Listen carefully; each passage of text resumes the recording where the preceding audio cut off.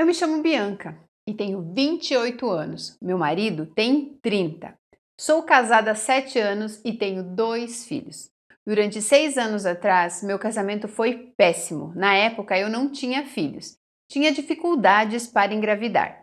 Já meu marido tem um filho de outro casamento, que na época veio morar com a gente. Ele tinha 5 anos de idade. Uma criança problemática praticamente criado pela avó paterna, que na época morava com o meu marido e ele. O marido morava com o filho na casa da mãe. A criança foi abandonada pela mãe com 2 anos de idade. A partir daí, o pai, ou seja, meu marido, pegou a guarda. Mas, como eu disse, o pai nunca criou. Então, quando decidimos morar juntos, ele trouxe o filho. Não tive paciência. A criança fazia xixi na cama, chegava da escola várias vezes, toda suja de cocô. Tinha dificuldade na escola, não sabia escrever o próprio nome até os 8 anos de idade. A escola chamava direto para falar dele e que precisava de um psicólogo, mas nem a avó nem o pai foi atrás. Comecei a resolver essa parte, mas sempre brigava com meu marido por causa do filho dele. Não aceitava a palavra não, ele queria tudo e nunca fazia suas obrigações. E sempre brigamos. Acordei muitas noites para ajudar a criança a fazer xixi no banheiro, para não fazer na cama, e o pai nem se mexia. Fiz muito por aquele menino, mas sempre tinha motivos para brigar com o meu marido. Nesse período, o meu desejo era ter um filho meu. Tentei várias vezes e várias vezes foram tristes, porque nunca chegava o meu positivo. Fiz tratamento e nada. Meu marido, apesar da gente brigar tanto, ele sempre esteve do meu lado, mas nunca entendia o porquê eu não via aquilo e eu brigava por tudo. Sempre eu começava e a gente ficava 2, 3 dias brigados. E eu não ia pedir desculpa, sempre ele que vinha. Por várias vezes quis terminar, mas ele não deixava. Estava cansada de criar um filho mimado que nem meu era. Cansada de não conseguir engravidar, cansada do meu marido não ver o erro dele. E isso durou por muito tempo. Em 2017, eu consegui engravidar. Me senti privilegiada por aquele milagre e pensei: agora eu tenho um filho, meu casamento será restaurado. Mas não foi assim. Foi pior. Aí que começamos a brigar mais. Começou a virar rotina, nada estava bom para mim, o filho dele começou a dar mais trabalho e eu comecei a brigar até com a mãe do meu marido, porque para mim parecia que ela só tinha um neto, que era o filho dele, e a nossa filha não era importante. Cheguei a brigar até por causa disso, acredita? Enfim, sempre tinha assunto. Quando minha filha fez 8 meses de vida, engravidei de novo. Meu mundo caiu, porque eu não queria mais filho. Meu desejo sempre foi ter um filho, mas Deus me mandou mais um. E meu marido nunca desistiu do nosso casamento. E ele acreditou que esse filho era a chave da nossa felicidade. Então, nós abraçamos a causa. Mas, como sempre, não acreditava em nada. Cada dia eu ficava impaciente. O filho dele me irritava todo dia e tinha uma bebê para cuidar e grávida de outro. E meu marido, com muita paciência, lutando pelo nosso casamento sozinho. Até que um dia a mãe do meu marido percebeu que o filho dele estava atrapalhando e pediu o menino para criar. Meu marido estava cansado com a situação e também cansado de chegar do serviço tarde da noite e ter que ajudar na lição de casa, porque até isso eu tinha largado de mão. O filho dele não tinha interesse nenhum em aprender, então ele não pensou 2 vezes e mandou o menino morar com a avó. Pensei que o meu problema estava resolvido. Foi aí que percebi que sempre tinha algo para eu reclamar daquele casamento, daquela vida. E foi assim por um tempo, sempre reclamando por algo fora do lugar, ou até mesmo pela presença do meu próprio marido. Tudo me incomodava. E o motivo? Eu nunca entendi. Foi aí que o meu mundo desabou. Em junho de 2019, meu marido conheceu uma moça no trabalho dele, 10 anos mais nova do que ele. Criaram uma amizade. Porém, essa moça já tinha um caso com outro rapaz que trabalhava na mesma empresa, que também é casado. Ou seja, ela se envolveu com os dois ao mesmo tempo. Sim, meu marido me traiu com ela, mas a traição só descobri em outubro de 2019. Até lá eu não sabia de nada, mas meu marido mudou. Começou a agir exatamente como eu agia. Começou a não se importar se estava reclamando, se eu ia ficar de cara vários dias, se eu procurava ele na cama, ou seja, para ele não tinha mais diferença. Começou a chegar nervoso em casa e a culpa era sempre da empresa que estava estressando ele. Começou a chegar tarde também. E o comportamento dele era horrível, mas nunca imaginei que ele estava me traindo. Meu segundo filho, na época, estava com 9 meses e minha filha tinha 2 anos. Em outubro, ele chegou em casa sem falar comigo. Pegou o telefone e ligou para minha mãe, dizendo que o casamento tinha acabado e que não queria mais ficar comigo. E que dessa vez não tinha volta. Quando eu escutei aquilo, saí do quarto sem entender o que ele estava falando. Meu marido não queria conversar, ele já estava decidido.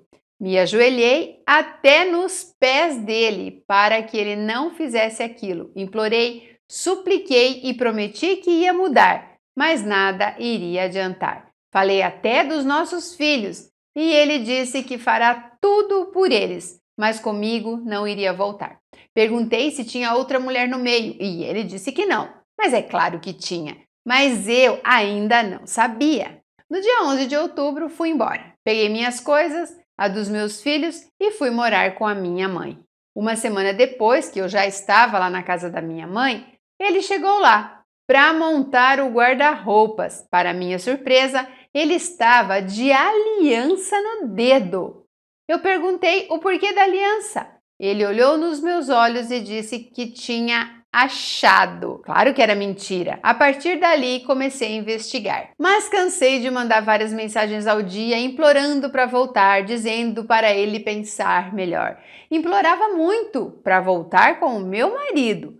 Todos os dias ele buscava os meninos para levar e buscar da escola.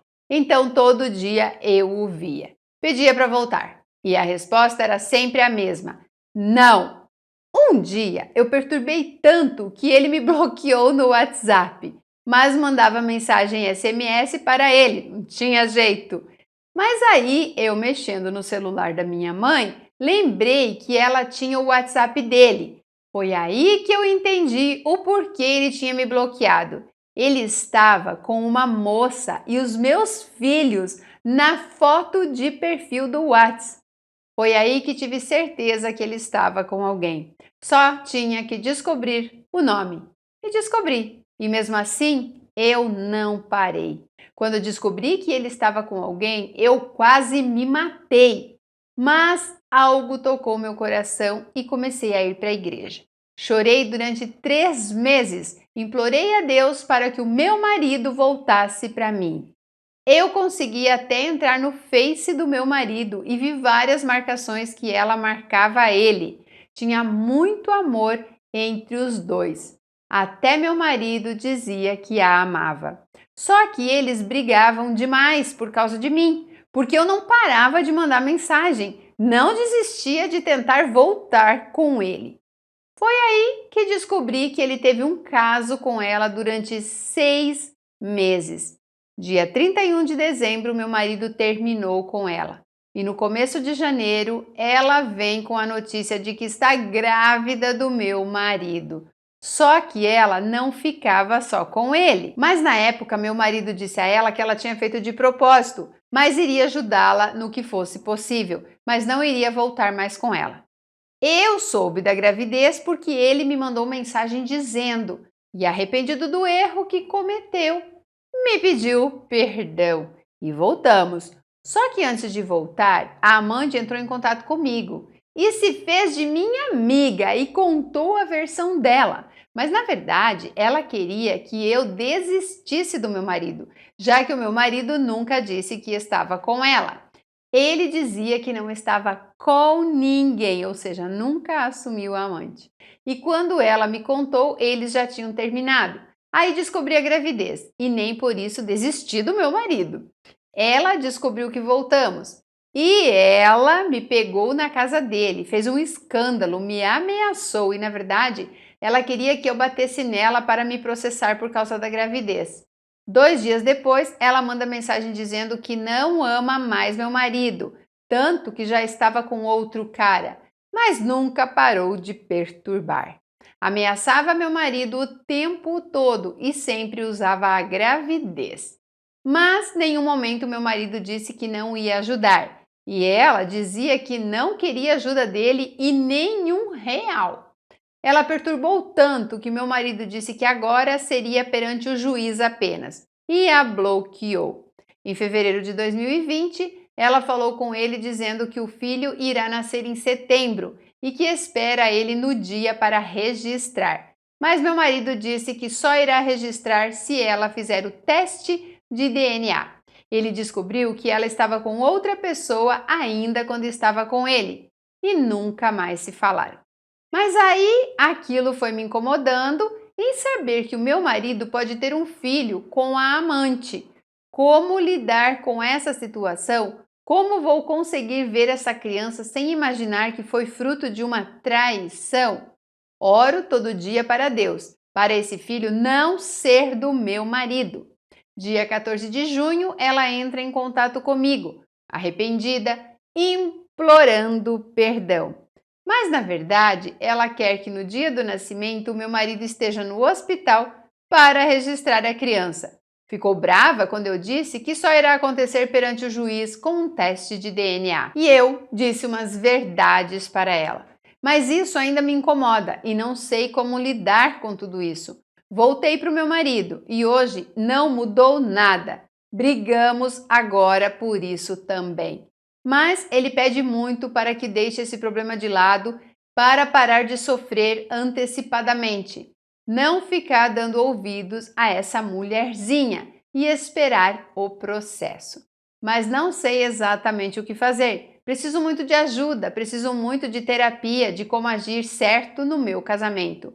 Eu amo demais o meu marido. Eu sei que de alguma forma eu tive culpa de não ter cuidado do meu casamento. E agora que eu acordei, eu não sei o que fazer. Me ajuda, por favor.